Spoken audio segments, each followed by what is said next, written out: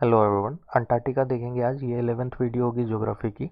अगर आपने 10 previous videos नहीं देखी है तो यहाँ पे आई का आइकन होगा, उसको क्लिक करके आप प्लेलिस्ट पा सकते हो और बाकी जो 10 वीडियोस हैं प्रीवियस वाली वो देख लोगे तो आगे समझने में आसानी होगी। अगर चैनल पे नए हो तो आप सब्सक्राइब कर सकते हो ताकि आगे की जो वीडियोज़ आएंगी वो आपको मिल जाएंगी, ठीक है। लूसेंट की जो जनरल नॉलेज की बुक है, न्यू एडिशन से हम लोग देख रहे हैं। अगर आपके पास बुक है तो आप ज़रूर मिलाओ, बुक नहीं है तो कोई बात नहीं, कुछ भी नहीं छूटेगा। ये बुक जो है वेरियस कम्पिटिटिव एग्जाम्स के लिए काफ़ी इंपॉर्टेंट है, जैसे UPSC civil service examination, CDS, NDA, state public service commission, SSC, railway, banking या जिस भी एग्जाम की आप तैयारी कर रहे हो उसमें अगर जनरल नॉलेज पूछा जाता है तो उसके लिए ये बुक काफ़ी इंपॉर्टेंट है। आज अंटार्कटिका देखेंगे तो अंटार्कटिका जो है ये 5th लार्जेस्ट कंटिनेंट है पूरे वर्ल्ड में। और लास्ट टाइम जो हम लोगों ने कंटिनेंट्स के बारे में देखा था तो देखा था टोटल 7 कंटिनेंट्स है पूरे वर्ल्ड में, जिसमें कि एरिया वाइज अगर बात करी जाए तो ये 5th लार्जेस्ट होगा अंटार्कटिका। अगर आपने वीडियोस नहीं देखी है, मतलब लास्ट वीडियो आपने नहीं देखी है, तो वो आपको कम से कम ज़रूर देख लो ताकि आगे समझने में आसानी हो। ये ओनली कंटिनेंट है जो कि आइसोलेटेड है, बाकी कंटिनेंट जो है किसी दूसरे कंटिनेंट से कनेक्टेड है। एक या एक से ज़्यादा कंटिनेंट्स है, बट ये जो है ये आपको साउथ पोल में देखने को मिलेगा। साउथ पोल ये अर्थ है तो इस साइड आपको नॉर्थ पोल, इस साइड साउथ पोल होता है। तो साउथ पोल पे आपको अंटार्कटिका देखने को मिलेगा, कुछ इस शेप का होता है। और ये जो है काफ़ी आइसोलेटेड है, मतलब अकेला आपको दिखेगा, किसी भी कंटिनेंट से कनेक्टेड नहीं दिखेगा। आगे देख लेते हैं। जीरो पॉपुलेटेड है, सर्वाइवल काफ़ी मुश्किल है यहाँ पे, इस कारण से यहाँ पॉपुलेशन ना के बराबर है। और कम्प्लीटली कवर्ड है विथ स्नो, इस कारण से ये क्या होता है, ये वाइट देखने को मिलेगा आपको, क्योंकि थ्रू आउट द ईयर आपको ये स्नो से कवर होता है। इस कारण से इसको वाइट कंटिनेंट भी बोला जाता है, क्योंकि ये वाइट आपको दिखेगा, ठीक है, वाइट दिखता है। आगे देख लेते हैं। जेम्स कुक जो थे फर्स्ट टाइम इन्होंने, ये इंग्लिश सेलर थे, फर्स्ट टाइम इन्होंने ट्राई करा कि मतलब इस कंटिनेंट को डिस्कवर करने का, बट ये मेनलैंड अंटार्कटिका तो नहीं पहुंच पाए। ये क्रॉस किया था इन्होंने अंटार्कटिक सर्किल, ठीक है। तो अंटार्कटिक सर्किल इन्होंने क्रॉस करा बट मेनलैंड अंटार्कटिका नहीं पहुंच पाए।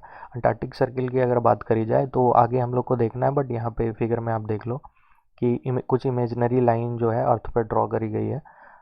तो ये सेंटर पे जो आप देख रहे हो ये इक्वेटर होता है, नॉर्थ साइड में देखोगे तो ट्रॉपिक ऑफ कैंसर ये वाली लाइन, और आर्कटिक सर्किल उसके जस्ट ऊपर आपको देखने को मिलेगा। बाकी डिटेल में आगे देखेंगे, फिलहाल आप ये ध्यान में रखो।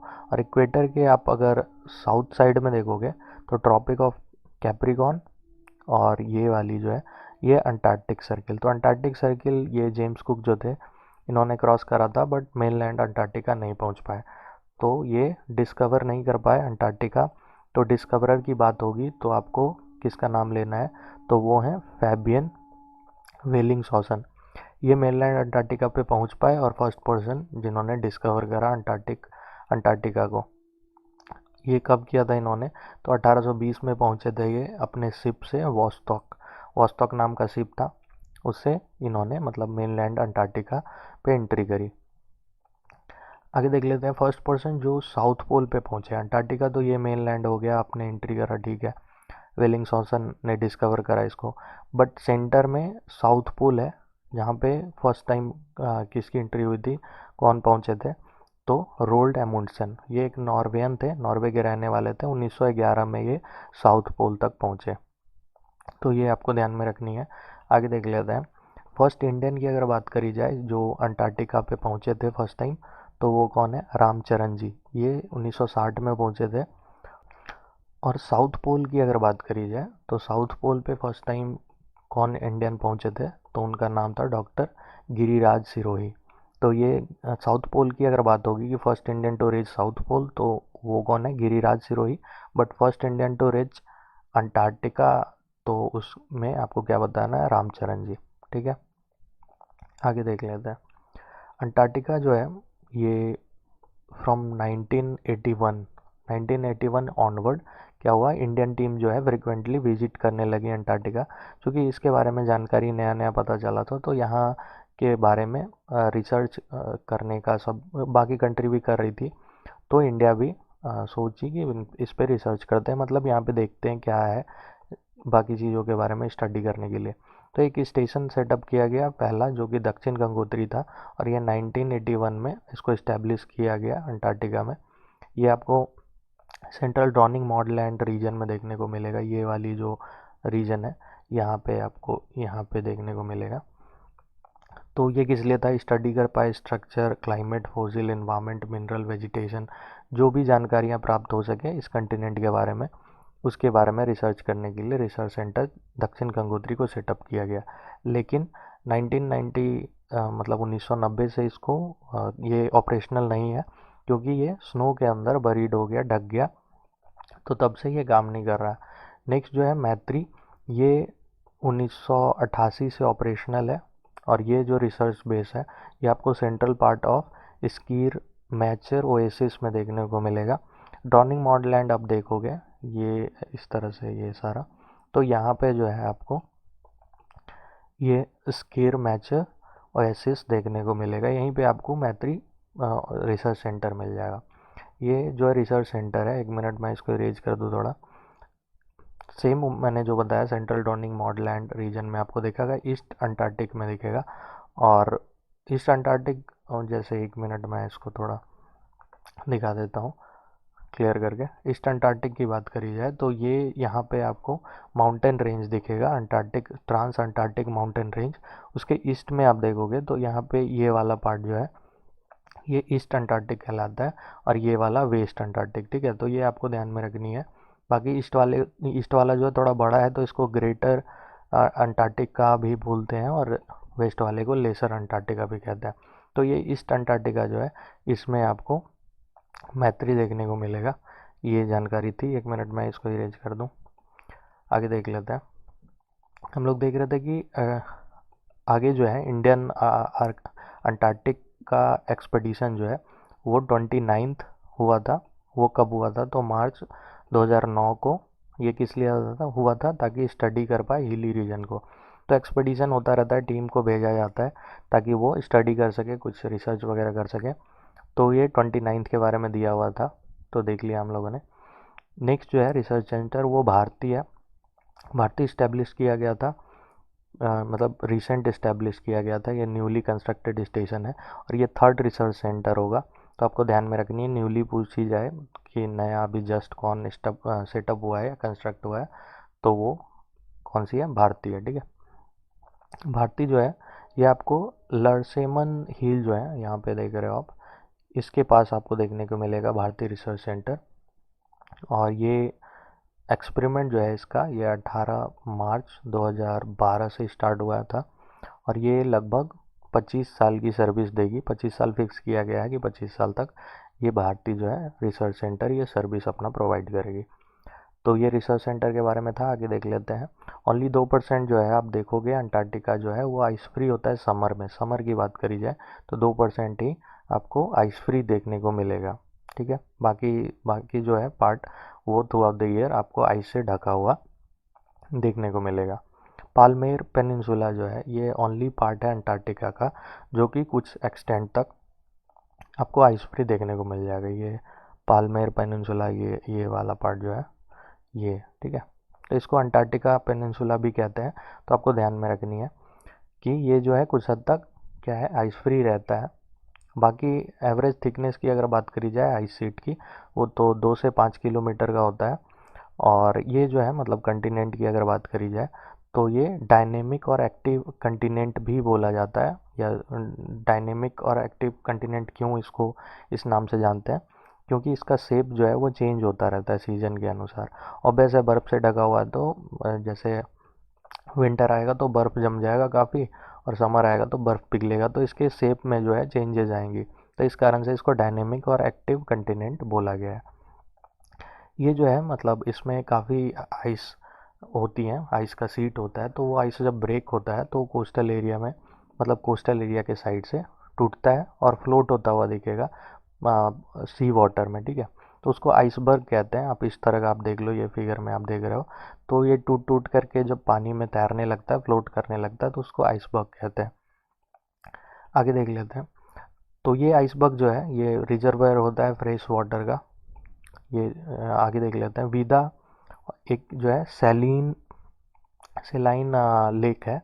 ये आपको 19 मीटर थिक आइस लेयर में दिखेगा, ठीक है। ये अंटार्कटिका में ही है। इसकी सैलिनिटी काफ़ी है। सैलिनिटी जो है डेड सी जो है एशिया में, मिडिल ईस्ट में आपको देखने को मिलेगा। तो ये लगभग इसका सैलिनिटी जो है डेड सी से मैच करता है, लगभग उसके इक्वल है। ये आप फिगर देख लो, इसमें मैं 1 मिनट इसको इरेज कर दूं। इसमें आप देखोगे विदा लेक का लोकेशन जो है यहाँ पे है, ठीक है। ये साउथ पोल हो गया, साउथ पोल से आप इस साइड जाओगे तो विदा लेक हो गया यहाँ पे। और ये रोज सी जो है, रोज सी आपको यहाँ पे देखने को मिलेगा। रोज सी हो गया, वेडल सी हो गया। ये मैप आपको ध्यान में रखनी है ताकि आगे समझने में आसानी हो। देख लेते हैं आगे। 1 मिनट में इसको थोड़ा इरेज कर दूँ। ये जो मेन वेजिटेशन की अगर बात करी जाए तो लाइकन अमोस जो है इसका मेन वेजिटेशन है अंटार्कटिका का। ऐसे जब वेजिटेशन पढ़ेंगे तो उसमें डिटेल में देख लेंगे। अभी फ़िलहाल आप ध्यान में रखो कि वेजिटेशन जो भी अंटार्कटिका में मिलता है उसमें लाइकन अमोस जो है ये वेजिटेशन मिलते हैं, ठीक है। एल्बेट्रोस और पेट्रेल, ये जो है फ्लाइंग सी बर्ड आपको देखने को मिलेगी अंटार्कटिका में। ये एल्बेट्रोस हो गया, और सॉरी उल्टा बोल दिया मैंने, ये एल्बेट्रोस हो गया और ये हो गया पेट्रेल्स, ठीक है। तो 1 मिनट है, आगे देख लेते हैं। पेंगुइन जो है ये फ्लाइटलेस होती है, मतलब फ्लाई नहीं कर पाती, उड़ नहीं पाती है। ये भी आपको इस कंटिनेंट में देखने को मिलेगा। ये करेक्टरिस्टिक्स है इस कंटिनेंट का, मतलब काफ़ी मात्रा में आपको देखने को मिलेगा। इस टाइप की होती है ये, पानी में आपको देखने को मिलेगी, ठीक है। तो ये उड़ नहीं पाती है, तैरती रहती है, स्विम करती है। तो ये पेंगुइन की बात होगी। पेंगुइन अब भी आपको अंटार्कटिका में देखने को मिलेगा।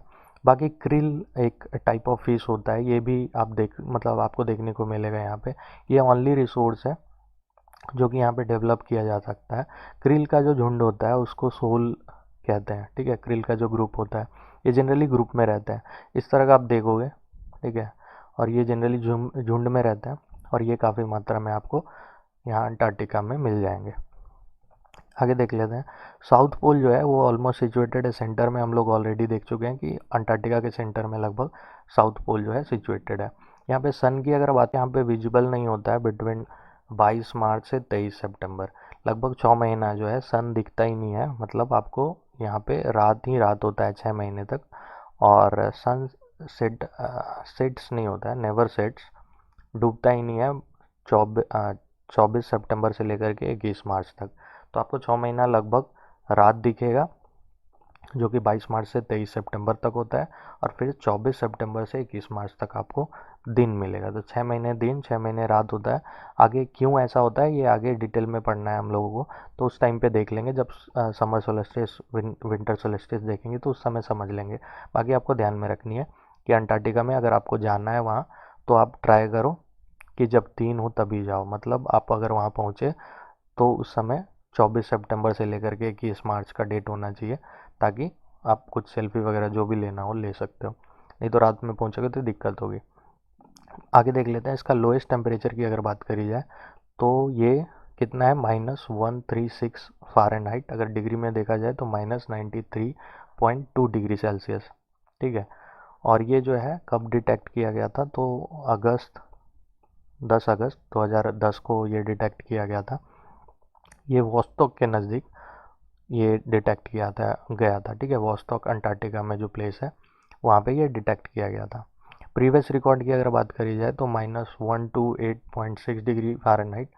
और अगर डिग्री सेल्सियस में बात करी जाए तो ये -89.2 डिग्री सेल्सियस, जो कि 1983 में ये भी Russian Vostok research centre east Antarctica में ही देखा गया था, ठीक है। तो टेम्परेचर काफ़ी घटता बढ़ता रहता है, बट रीसेंट रीसेंट मतलब सबसे ज़्यादा जो देखोगे ये कितना था, तो ये 2010 में देखने को मिला। बाकी आगे भी इसको चेक किया जाएगा तो डाटा जो है चेंज होता रहेगा। तो आपको बस ये डाटा वाटा ध्यान में नहीं रखनी है। बाकी इन्फॉर्मेशन दिया हुआ था तो हम लोगों ने देखा। ये सोर्स जो है दिया हुआ है कि सोर्स जो है नासा का सोर्स है, ठीक है। नासा ने बताया था। बाकी 1 मिनट में वो इसको थोड़ा इरेज कर दूँ। वोस्टोक जो हम लोग देख रहे थे रशियन वोस्टोक रिसर्च सेंटर है, तो वो आपको यहाँ पे देखने को मिलेगा। किसमें, तो ईस्ट अंटार्कटिका रीजन में, ठीक है। ये वाला पार्ट जो है ईस्ट अंटार्कटिका हो गया। तो इसमें वोस्टोक जैसे बाकी कंट्री रिसर्च सेंटर सेटअप किया, जैसे इंडिया का भी है, मैत्री होगी, भारती होगी, तो इस तरह से वोस्टोक जो है वो रसिया का रिसर्च सेंटर है, वो यहाँ पे रिसर्च करते हैं। बाकी आगे देख लेते हैं। ये ओजोन का जो डिप्लीशन है, ओजोन आपने सुना होगा, ये जो लेयर है ये हम लोगों को अल्ट्रावायलेट रेडिएशन से बचाती है, ठीक है। ये आपको एटमॉस्फेयर में एक लेयर दिख जाएंगी ओजोन की। तो ये इंसिडेंट ऑफ ओजोन डिप्लीशन जो है वो फर्स्ट टाइम जो है डिस्कवर किया गया था अंटार्कटिका में, और वो कब, तो 1985 में। बाकी ओजोन के बारे में भी आगे देखना है, तो बस आपको ध्यान में रखना है कि ओजोन लेयर जो होता है वो अल्ट्रावायलेट रेडिएशन से हम लोगों को बचाता है, ठीक है। तो वहाँ पे डिप्लीट हो गया था अंटार्कटिका में, और अल्ट्रावायलेट रेडिएशन जो है वो पहुँच पा रहा था अंटार्कटिका में, ठीक है। तो ये कब हुआ था, 1985 में। अंटार्कटिका को जो है क्वीन मॉड रेंज से, अगर आप देखो क्वीन मॉड रेंज, तो ये लगभग अंटार्कटिका को दो पार्ट में डिवाइड करती है। ये क्वीन मॉड रेंज जो है ये ट्रांस अंटार्कटिका जो रेंज है, माउंटेन रेंज, उसी की एक पार्ट है, ठीक है। तो आप देख लोगे आगे, मैं आगे फिगर में दिखा देता हूँ। पहले देख लो, विंसन मैसिव जो है, हम लोगों ने लास्ट वीडियो में भी बात करा था, ये अंटार्कटिका का सबसे हाईएस्ट पीक है। कौन सी, तो विंसन मैसिव आपको ध्यान में रखनी है। और माउंट इरेबस, ये ओनली एक्टिव वोल्केनो है अंटार्कटिका में। तो ये तीन चीज़ें आपको ध्यान में रखनी है। मॉड रेंज जो है दो पार्ट में डिवाइड करता है अंटार्कटिका को, और विंसन मैसिव ये हाईएस्ट पीक है अंटार्कटिका कंटिनेंट का। और ओनली एक्टिव वोल्केनो की बात करी जाए तो वो कौन सी है, माउंट एरेबस, ठीक है, अंटार्कटिका में। ये मैप देख लो, मैं थोड़ा इसको इरेज कर दूं। ये हम लोगों ने देखा विंसन मैसिव, ये यहाँ पे पड़ता है, ठीक है। ये लोकेशन हो गया विंसन मैसिव का, जो कि मतलब वेस्ट अंटार्कटिका में पड़ा। और यहाँ पे माउंट इरेबस, ठीक है, माउंट इरेबस विदा लेक के पास आप देख रहे हो, यहाँ पे रोज सी है, ठीक है। तो ये जो ट्रांस अंटार्कटिक माउंटेन है, अंटार्कटिका माउंटेन का जो रेंज है, ये इसी पार्ट में आपको क्वीन मॉड रेंज देखने को मिलेगा, माउंटेन रेंज, जो कि लगभग इसको अंटार्कटिका को दो पार्ट में डिवाइड करता है, ठीक है। ये वाला पार्ट जो हो गया ईस्ट ईस्ट अंटार्कटिका हो गया, जिसको ग्रेटर अंटार्कटिका भी कहते हैं। ये वाला वेस्ट पार्ट हो गया, तो वेस्ट अंटार्कटिका या फिर लेसर अंटार्कटिका। तो ये छोटी सी इंफॉर्मेशन थी मैप की। आगे देख लेते हैं। ये अंटार्कटिका कंटिनेंट 3 ओशन से घिरा हुआ है, इंडियन ओशन, पैसिफिक ओशन और अटलांटिक ओशन। अगर मैप में आप देखोगे तो अटलांटिक ओशन यहाँ पे दिख जाएगा आपको, ये इंडियन ओशन हो गया, और इस साइड पैसिफिक ओशन। तो 3 ओशन से घिरा हुआ है, और इस ओशंस की जो है ये जो ओशन सराउंड करती है अंटार्कटिका को, तो साउथर्न पार्ट जो हो जाती है इसकी, ये वाली, ये सराउंडिंग करती है अंटार्कटिका कंटिनेंट को। इसको साथ में मतलब सारे को क्या बोलते हैं, साउथर्न ओशन या फिर अंटार्कटिका ओशन, इसको समझते हैं बड़े मैप में। ये देखो कि अटलांटिक ओशन हो गया, ये पैसिफिक ओशन हो गया, और इंडियन ओशन यहाँ पे देखने को मिलेगा। तो इसकी जो साउथर्न पार्ट है, मतलब अंटार्कटिका के सराउंडिंग जो भी ओशन आपको देखने को मिलता है, इन तीनों ओशन का जो पार्ट है वो साउथर्न ओशन या फिर अंटार्कटिक ओशन कहलाता है, ठीक है। तो ये वेडल सी या फिर जो रोज सी देख रहे हो आप, ये भी अंटार्कटिक ओशन का ही पार्ट है। टेम्परेचर आपको अंटार्कटिका पे बिलो 4 डिग्री सेल्सियस, मतलब 4 डिग्री सेल्सियस से कम ही रहता है जनरली। तो 4 डिग्री सेल्सियस जो है मैक्सिमम हो गया, बाकी टेम्परेचर बिलो 4 डिग्री सेल्सियस आपको देखने को मिलेगा, जो कि वेरी करता रहता है, टेम्परेचर सेम तो रह नहीं सकता। वेडल सी, रोज सी ऑलरेडी मैंने बता दिया है, वेडल सी यहाँ पे, रोज सी ये जो है अंटार्कटिक ओशन के भी पार्ट है। बट आप क्लियरली अगर फिर से देखना चाहते हो तो यहाँ पे देख सकते हो, वेडल सी हो गया और ये रोज सी हो गया। बड़े मैप में आप देख सकते हो, ये जो है अंटार्कटिक ओशन का पार्ट है। इसको मैं इरेज कर देता हूँ, फिर आगे देखते हैं। There is no coastal plain, कोई कोस्टल प्लेन नहीं मिलेगा अंटार्कटिका पे आपको। और इस कंटिनेंट को डेडिकेटेड टू साइंस भी कहा जाता है, ठीक है, क्योंकि रिसर्च वर्क काफ़ी चल रहा है इसके बारे में, काफ़ी इन्फॉर्मेशन हम लोगों को अभी गेन करना बाकी है। तो इस पे आपको बहुत सारी देशों की जो है रिसर्च स्टेशन देखने को मिलेगा, जिसमें कि इंडिया का भी है, जो हम लोगों ने देखा। अब लास्ट में एक बड़े से मैप में थोड़ा रिवाइज कर लेते हैं। जैसे अटलांटिक ओशन, पैसिफिक ओशन और इंडियन ओशन से घिरा हुआ है ये अंटार्कटिका कंटिनेंट, जिसमें आप देखोगे सेंटर में साउथ पोल देखने को मिलेगा आपको, और एक ट्रांस अंटार्कटिक माउंटेन रेंज है जो कि लगभग इसको दो पार्ट में डिवाइड करता है। ईस्ट वाली पार्ट जो है उसको ईस्टर्न अंटार्कटिका कहते हैं, जिसको ग्रेटर अंटार्कटिका भी कहते हैं, और वेस्ट वाली पार्ट जो है वेस्टर्न अंटार्कटिका या फिर लेसर अंटार्कटिका कहते हैं। ईस्ट वाले जो ईस्टर्न अंटार्कटिका है, इसमें आपको ड्रॉनिंग मॉड लैंड देखने को मिलेगा, ये वाला पार्ट। और यहाँ पे जो है लर्समैन हिल, यहीं पे आपको भारतीय जो अपना इंडिया का रिसर्च सेंटर है वो देखने को मिलेगा, वोस्टोक जो रसा की रिसर्च सेंटर है, वो यहाँ पे देखने को मिलेगा। माउंट इरेबस यहाँ पे है, और विदा विदा लेक जो है ये भी आपको यहाँ पे देखने को मिलेगा, मैं जो सर्किल कर रहा हूँ, जो कि रोज सी के काफ़ी करीब है। फिर वेडल सी यहाँ पे देख लो आप, ये अंटार्कटिका पेनिनसुला है, या फिर इसको पालमेर पेनिनसुला भी कहते हैं, तो आपको ध्यान में रखनी है ये वाली कि इसको अंटार्कटिका या फिर पालमेर पेनिनसुला कहा जाता है। माउंट विंसन जो कि अंटार्कटिका की सबसे ऊंची चोटी है और सबसे हाईएस्ट पीक बोल सकते हो इस कंटिनेंट की, वो कौन है? माउंट विंसन मैसिव, ये यहाँ पे आपको देखने को मिलेगी। तो ये हम लोगों ने देखा अबाउट अंटार्कटिका। बाकी आप लाइक कर सकते हो, अगर पसंद आए तो शेयर भी करो किसी को, अगर आपको लगता है कि ये किसी के लिए हेल्पफुल हो सकता है तो ज़रूर शेयर करो। बाकी कमेंट कर सकते हो आप, आपको किस तरह का बदलाव चाहिए या फिर कैसा लगा आपको, और सब्सक्राइब कर सकते हो आगे की वीडियोज़ के लिए। बाकी अपना ध्यान रखिए, बाय।